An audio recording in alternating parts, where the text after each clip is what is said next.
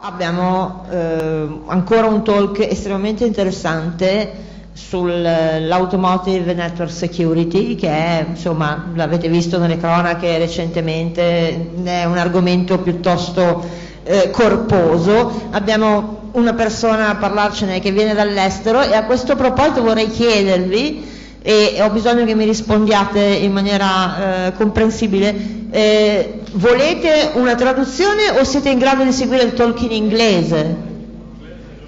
Inglese? Perfetto. Per le domande magari ci potrà essere una traduzione, però facciamo il talk in inglese. Allora, io inviterei Eric Evenchick, che non vorrei aver stravolto il suo nome, e che si occupa professionalmente di Automotive Security, ma guarda questi, e intanto che sistema il suo computer, sperando che qualcuno lo aiuti. Io sono molto contenta di aver sentito che voi non avete bisogno della traduzione, perché fino a pochissimo tempo fa era veramente difficile portare un ospite straniero a una conference, a un convegno in Italia, perché bisognava avere la traduzione simultanea, che non è una cosa semplice da realizzare. Quindi, Mario? Una cosa velocissima, volevo ringraziare, se Eric è qui, volevo ringraziare Stefano Zanero, insomma, è stata un'idea sua e quindi è grazie a lui se adesso potremo assistere a questo talk, quindi grazie Stefano.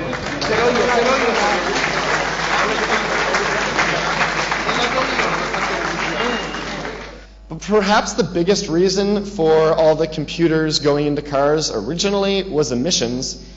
The only way for automakers to really get the emissions down was to use more complex systems. So we had carburetors, then we had fuel injection, now we have things like exhaust gas recirculation, diesels have diesel particulate filters, and there's algorithms to determine how to clean the filter and all sorts of stuff.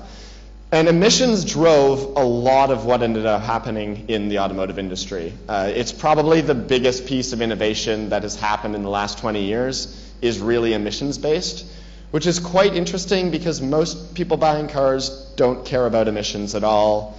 They care about fuel economy maybe, but they're typically not too worried about emissions. But cars are also networks, and really complicated networks. A modern vehicle could have up to 100, sometimes even more, individual electronic control units, or ECUs. Each of these is its own computing device. It has a processor, it has memory, it has code running on it. It'll have inputs and outputs. Typically it's wrapped up in a box. Why at 100? That seems like an insane number. There are these ECUs in things as small as lights. Every seat in some cars will have one. Airbags have them. Door handles in certain vehicles, namely the Tesla Model S, actually have microcontrollers. There is a computer in every door handle. So these add up over time, and then you get to 100. And this network inside of a vehicle, which is typically done with a CAN bus, is trusted. So the CAN bus in a vehicle, there's actually multiple of these, and really what it is think Ethernet linking computers together. CAN is what links together ECUs. So this shows one kind of made-up CAN bus, and you can see a suspension controller, ABS, air conditioning. They're all sitting on this one pipe. And this allows things to communicate and send control messages back and forth. But the complexity of this picture is really simplified. Modern cars might have 9, 10 CAN buses in a really complex car with hundreds of controllers. It's a really big problem. So CAN bus became the de facto standard for networking vehicles. If you want to play with the network in a vehicle, CAN bus is usually where you go today. But now cars also have internet, and if we know anything about the history of connecting things to the internet, it usually has some problems. The Internet of Things might be one of good examples of that. But actually, a lot of cars have had internet connectivity for a while, or remote connectivity. In 1996, GM came out with OnStar. This is a telematics solution. So you can remotely have your car unlocked if you lock your keys in it. You can have the car shut down if it's stolen. But all this is done over a modem and is remotely accessible. Today, you see many cars having apps for unlocking the vehicle, or maybe for starting the engine. Volvo actually just launched this promo video of an app that replaces the keys for your car over apparently Bluetooth. I haven't seen it yet, but I'm a little worried. And in Europe, at least, you're going to have a modem in every car very soon. In 2018, for eCall, which is emergency calling, every car sold in the EU will have to be able to provide a minimum set of data about where the car is and have the airbags deployed, how many people are in the car, things like that, as well as a voice connection. This is for safety reasons, but obviously a modem in every car that has the ability to access location data and things like this, there's definitely privacy concerns, security concerns, a lot that could go wrong. So I'm going to talk a little bit about CAN bus because it's something that most people don't see unless they work in automotive or heavy machinery. I'm not sure if anyone here has played with CAN, maybe a couple hands, but not too many. So it stands for Controller Area Network. And the reason it exists is because it's cheap. Everything in the automotive world exists to save money, basically. It's always make the feature work and then make it as cheap as possible. Because when you're making millions of something, cost really matters. So, you can actually buy microcontrollers for dollars, sub-dollar prices in some cases, that have all of the hardware right in them to do CAN. You need one external transceiver and you're done. Then you wire it up to a network of these devices, and suddenly you have full-fledged broadcast networking. It's way cheaper and simpler than something like Ethernet. There's no magnetics. There's no Phi and Mac. It's quite easy to do. There's a bunch of different types. In modern cars, if you're looking at a car today, it will probably have at least high-speed CAN. And this is a traditional 2-wire CAN bus. You can find it very easily whenever you find twisted pair wires, so 2 wires twisted together. That's usually differential CAN. It can be a few other things, but it's usually controller area network. Low-speed CAN is something to make CAN even cheaper, and it operates over a single wire. It doesn't have as good of noise rejection. It can't run as fast, but it's cheap. Fault-tolerant CAN, that's used with airbags. Yes, your airbags are connected to a network, which is a little scary, but fault-tolerant CAN really exists so that if a single wire of the high-speed CAN breaks, it can fail over to a single wire. Then you have CAN FD, which is this new, faster CAN with bigger frames that is not really in any cars today, other than maybe a couple high-end vehicles. So a typical bus will look something like this. This is a simplified example. Unfortunately, the real ones tend to be proprietary, and you can't show them to people. But you have a bunch of control modules for engine, body controls, transmission, anti-lock brakes. And these will be sharing messages all the time. And then this body control module is acting as a gateway, which you can think of sort of as a router. And it's going to take some messages and replay them onto another bus, and that's a lower speed bus, with your instrument panel, your door control modules, and so on and so forth. Again, potentially up to 100 different blue boxes and 9 or 10 buses. So very complicated architectures. In terms of how it works, it's really simple if you've ever dealt with any protocols at like a byte level. You have a device, in this it's an engine control module, and periodically it will send out messages. This is a really simple frame that it sends out. For CAN, it's always the same thing. It's an identifier, 11 bits long, and then 8 bytes of data. That's all it can send. That's the entire message. There's some stuff that happens on the hardware side, and there's some features that no one really uses. 90% of what you see looks exactly like that. So what will happen is you'll have an engine control module, and it will periodically, let's say every 10 milliseconds, be kicking out a frame like this with some bytes in it.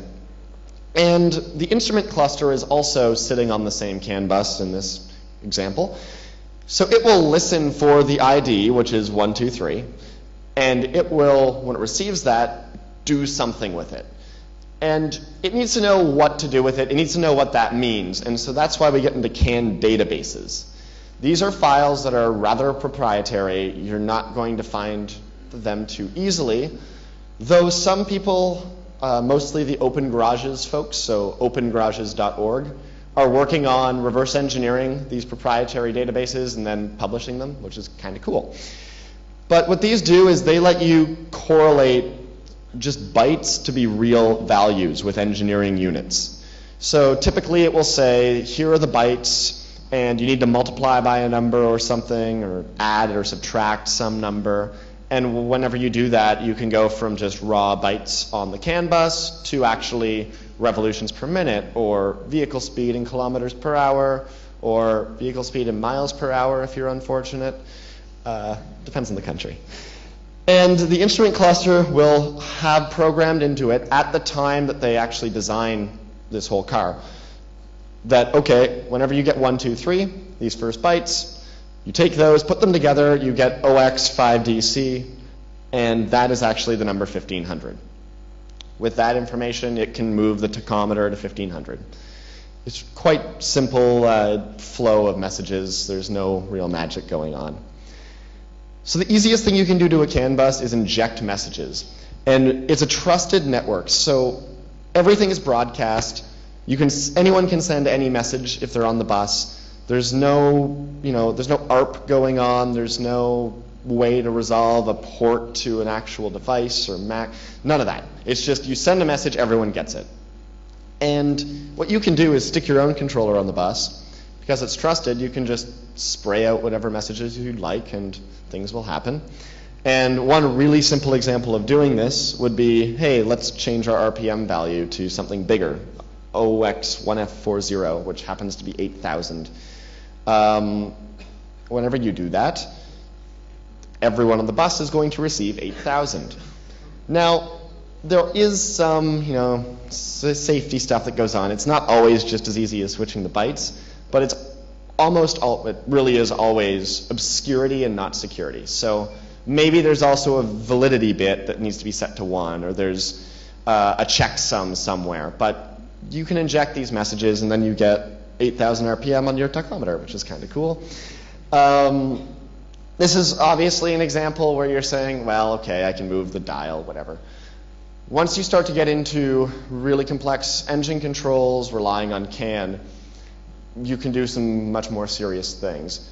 They protect this a bit better. They're checking for out of bounds values. But really, once you're on the CAN bus, you have the ability to spoof whatever you'd like. It's just a matter of figuring out exactly what to send. Diagnostics is the other side of CAN. So as I said, a lot of it is just these periodic messages being shot out, and then you can inject your own. Diagnostics is a request response. So OBD2 is the first example of this. OBD2 stands for Onboard Diagnostics. It was introduced first in California back in like 91. 1996 it became mandatory in the US. It's in all vehicles everywhere basically, including whatever you're driving. And it allows for some basic diagnostic functions over a variety of protocols. So not just CAN, but some other protocols as well. And it's actually quite useful if you own a car and you want to know why that check engine light is always on. I don't know if anyone here has driven around with that check engine light on and just forever and it's blinking at you. But you can actually use this to figure out why it's on and actually turn it off, which is handy. But it doesn't do much more than just what are some fault codes, basic fault codes, and a little bit of information about vehicle speed, pedal position, oxygen sensor values, things that are important to the emissions side, because all of this came along to regulate vehicle emissions and to test vehicles in California. That's really how it started. There are also advanced diagnostic features, and these follow a standard from the ISO, which is ISO 14229, called Unified Diagnostic Services. This is a standard for making the requests and getting responses, but it does not standardize what those requests mean or what the responses mean. So it's like an application layer thing, but it's not the full layout of what every packet or what every payload will actually mean. The definitions of those, like CAN databases, are proprietary and they don't want to give them to you.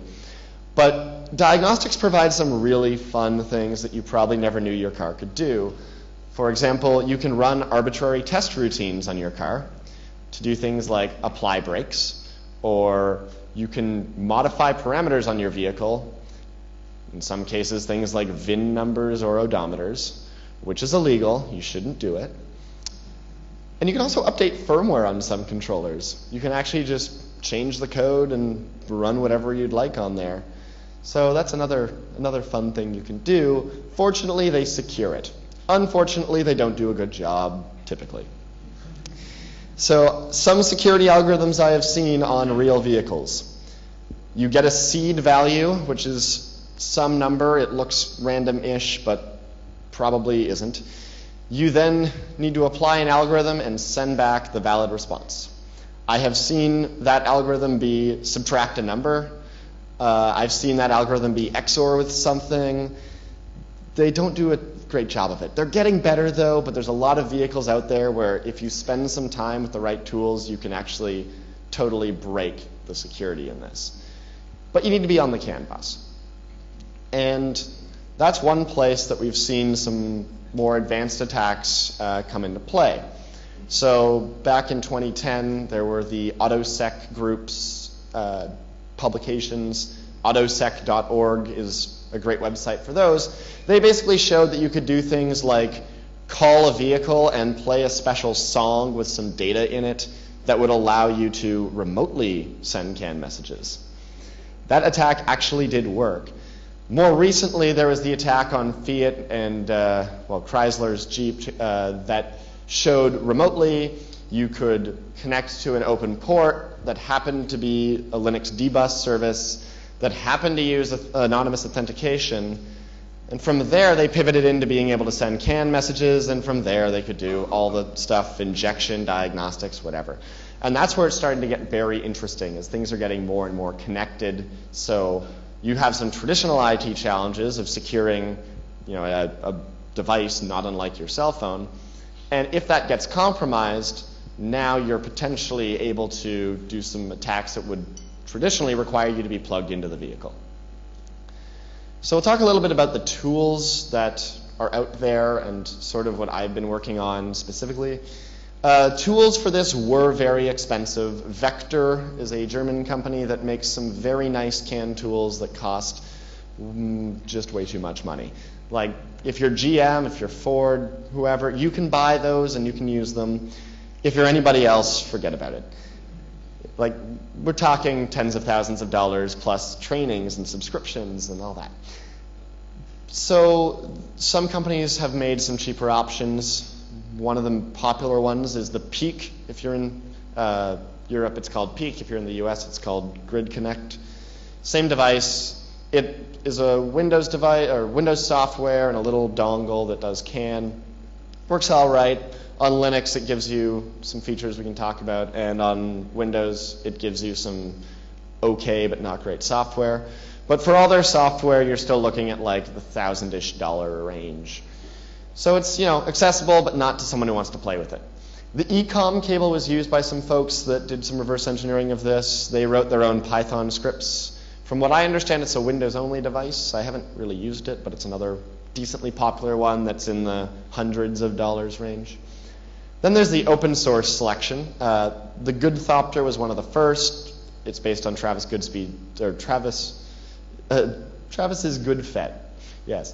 The Obduino is another one, which is like the Arduino, but it does that OBD thing, so you can like build your own display for your car. And then I worked on a project called CANTACT, which is really simply USB on one side, CAN bus on the other, and it lets you talk. There's also these Elm 327 knockoff tools which do OBD. They will only do the diagnostics OBD stuff. They won't do the periodic messages. You can hack them, do it a little bit, but it doesn't work terribly well. But these tools are super cheap. And if you own a car, you might consider buying one. The reason is it will probably work on your car. It will let you find out when that check engine light comes on, why it's on. You can try to turn it off and see if it comes back on, which is nice. And it can save you a trip to the dealership, which is pretty handy for the average person driving around. They're also about €10 on Amazon, but some of them are really of questionable quality, so read the reviews. Also, they're available in Bluetooth and wired options. The Bluetooth, well, wired is wired. The Bluetooth option, I actually had to evaluate one of these recently for somebody, and they gave me it. It came with a manual which said, the Bluetooth pin is 0000. And you can't change it. So if you do use a Bluetooth one, you might not want to leave it plugged in. That being said, if you're driving around and see a Bluetooth device called OBD, be nice. That's you can do a lot of things to someone's car at that point. So Cantact is sort of the thing I did. The problem was there was no open source hardware firmware tool, and I like the open source thing, so I wanted to build something. And it's just one CAN bus interface, one USB interface. There's some jumpers on it to select which pins are the pinouts to the cable, so you can use different cables. There's 2 standards because people like to not use the same standards for this type of stuff. And what's kind of cool is I did an open source hardware project. I released all the designs. They're all on GitHub. There'll be a link at the end of this. And some other people also wanted CAN tools that were a little different, so they forked it. And one guy actually made the Cannibal, which is another pun. And he wanted something that he could like hardwire his the connections into, and that was small, so he built that. And there's a few other ones for like isolated CAN, and they don't really show up as much. But he actually also sells the Cannibal devices. And on anything after 2008 sold in the US, this will work, but the EU, I'm not as sure. But you need software, and so on the software side, you have 2 options to play with CAN for Cantact. For the other tools, they typically have proprietary software. It's quite expensive. Some of it's not expensive, but also really not good. And on Linux, there's like some really cool things. There's this thing called Socket CAN, and it makes a CAN device, including Cantact, look like an Ethernet card, which is a total hack, but it works quite well. So you actually go if config CAN 0 up enter, and it brings up your CAN device. And then you can connect to it with things like Wireshark. You probably have used Wireshark if you've dealt with Ethernet logging of packets. Little did you know that there's actually a CAN mode which is just hidden from view unless you have a CAN device.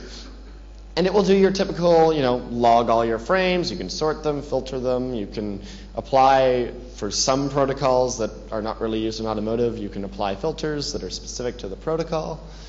And it will do all that stuff. You can save a PCAP file, just like an Ethernet set of Ethernet packets. But I've been working on this Cantact app, which is shown kind of small here. Basically, it's a whole bunch of tools in one graphical application that is Mac, Windows, Linux compatible, works with Cantact or the forks. And it allows you to do just, show me all the messages that are on the bus. It also allows you to do a view where you're just watching every ID part of the message. So every call, in the table, every row is just one ID. And as the data changes, so as the message is sent again and again and again, if the data changes, that will change, and it will highlight that it's changing in red. And this is actually how you reverse engineer CAN buses for the most part. You plug in a tool like this, you get in the car, and you watch your CAN traffic. You'll see some things changing, like counters going up, maybe some other little values changing, but everything sort of stabilizes. Then you do something and watch what changed, and then you keep doing it until you can reliably make those bits change. And after that, you just sort of write down, okay, well, this is CAN message with ID, 0, 1, 2, and bytes 3 and 4. Whenever I push the accelerator pedal, go from 0, 0, 0, 0 to FFFF. That's probably the accelerator pedal position. It's really elementary reverse engineering. It works quite well. The other thing that CANTACT is able to do in limited amounts right now, but it's being worked on, is the advanced diagnostics. Today, in order to do the non-OBD diagnostic stuff, you need to buy expensive tools, and there's a lot of fun to be had with breaking security algorithms and that, and also just attacking the it's an attack surface for those protocols, so you can start to poke at that. So that's the other piece of software I'm working on, and some links if you want to check it out are at the end. Challenges today in the automotive industry with all this stuff. Cars, they're getting more complex. They're getting more features, things like navigation was one that came into every car, but now you can also receive traffic, and you can install apps and all this stuff. More automation. Your car can maybe stay in its own lane, which means that it can actually turn the steering wheel. It might also have cruise control, which has been around for quite a while, which means that it has some way of moving the throttle. Some cars can brake on their own now. So this leads to a greater damage potential of these sorts of attacks. And also more connectivity. Again, when you start putting things on the internet, they tend to show their security problems a little clearer. Now, that's actually an interesting trend whenever you have the more dangerous things to compromise, as well as a higher likelihood or a higher attack surface to poke at. It's a trend that is going to be interesting as we see self-driving cars that you can hail from your phone and things like this. The other question is supply chain. You have people who make cars, you have people who make car parts, you have people who write software, you have people who write software for the people who write the software, and there's this whole stack. There's millions and millions of lines of code, and one of the big problems that I'm talking with OEMs about today is how do we figure out who's responsible and how do we test things? The OEMs, they would like to write a specification saying, I'm Ford, I would like Continental to make me an engine controller. It shall, control these cylinders, do this, it shall allow it to rev up to this RPM, and so on and so forth. But you can't write in a specification, it shall be secure, and expect that to happen. You need to test, and you need to actually put some stuff in place to allow for testing. So there's this whole debate right now of who actually will do be responsible for testing and how it will get done. And the last one is something I worked on with Tesla, and some companies are starting to do more and more of, which is how do we patch cars? So imagine you installed Windows when you bought your car, and you could never update it. It would probably have some issues today, right? And this is, in a lot of cases with cars, the truth. The only way that they can update it is do what Jeep did and send everybody a USB stick, which has its own security problems, as you might imagine, or actually recall the cars and replace parts or update parts, or call everyone into dealerships. It's not a feasible thing to do, but it's starting to become real. So a lot of cars now, the infotainment unit, the head unit, that can update, but the engine controller, maybe not. The brakes, maybe not. So those are some of the current challenges. I don't know how I am on time, but thank you very much for being here and listening to this, and thanks to the HackInBo people for having me.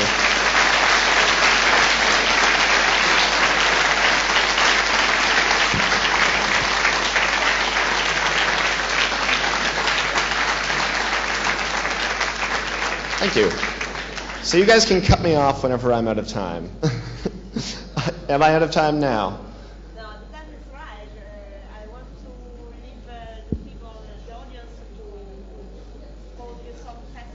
Okay, so I saw one first hand here. Do you guys want the microphones? Okay. He's fast. Hi, Eric. Oh. Hi, Eric. Thanks for the presentation. It was really interesting. I was wondering, since I've been seeing lately people integrating smartphones within the infotainment system of new vehicles, do you think that this is going to create further problems, because you will also have the smartphone security problems imported into the vehicle? Yes, so the question was, what problems are we going to see now that smartphones are getting kind of connected into infotainment? A few things. So there's different ways of doing this. Some people have the smartphone hit a web service that the car also can connect to. That's one way of doing it. We've seen some really bad implementations, namely Nissan's Leaf. If you had somebody's VIN number, you could do whatever you wanted that the app could do. All you needed was the VIN number, and that's printed on the front of the car. So that's not very secure. As we see other implementations like what Volvo is talking about, where you have a Bluetooth right from the phone to the car, now you end up with all the security problems that you have with a smartphone. Especially on Android, like 90% of phones out there can be rooted with known vulnerabilities. So if someone can get the secrets out of your phone that control your car, it really has become your trust anchor. And if you should trust your smartphone for something as valuable as a car and something as safety critical as a car is kind of yet to be determined. But I think it's going to definitely go forward, because they don't want it to be that, oh, you must have internet connectivity and your vehicle must have internet connectivity in order for this to work. It would be much nicer for you to just walk up to your car and have that unlock and start. The security of smartphones isn't really there right now, though, so it'll definitely be a challenge going forward. I hope they allow you to opt out. Just back here. I can repeat also. Thank you. So my question is, are the frames going through the bus locked somehow by any vendor, by any cars? Are they stored somewhere to allow forensic in case of something happens? So are the frames on the bus logged, I think? Stored somewhere like in the... Not really in a production vehicle. In prototypes, they stick particular loggers in there. But to log every message is actually kind of expensive. You're looking at 9 buses at up to half a megabit a second, and you drive your car for hours a day, it starts to add up. So there is some talk about things like intrusion detection systems, where you can do some further analytics to say, hey, these were out of range values, or someone was probably trying to mess with these bytes. But today, you won't find anything that's really truly logging. The closest thing is there are fault codes that will get logged, so you can end up in situations where you send some crazy value and it thinks that your engine has blown up. So a light comes on, but you can just clear those. Thank you.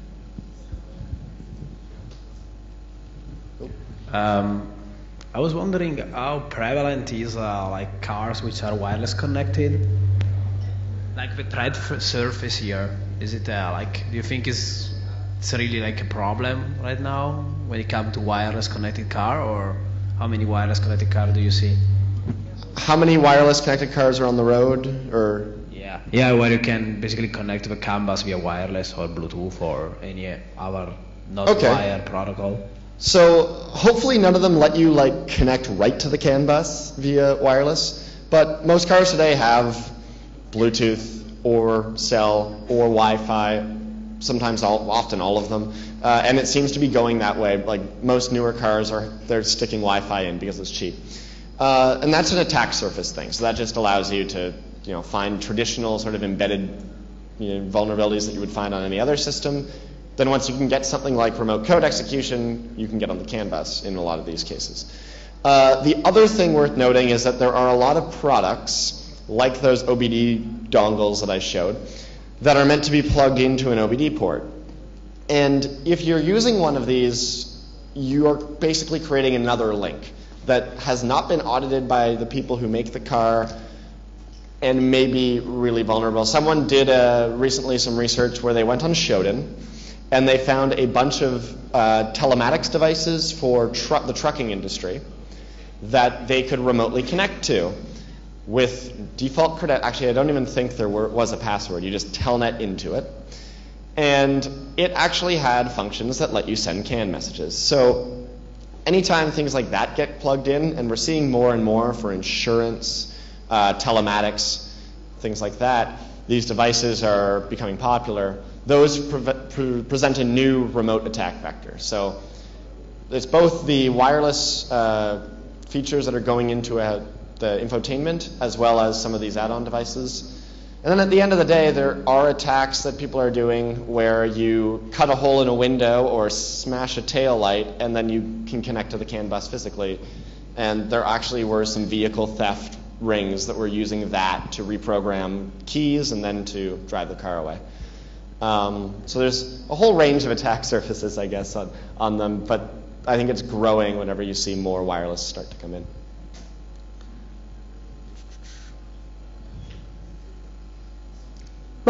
Dichiarerei chiuso la sessione di question and answer. Thank you so much, Eric.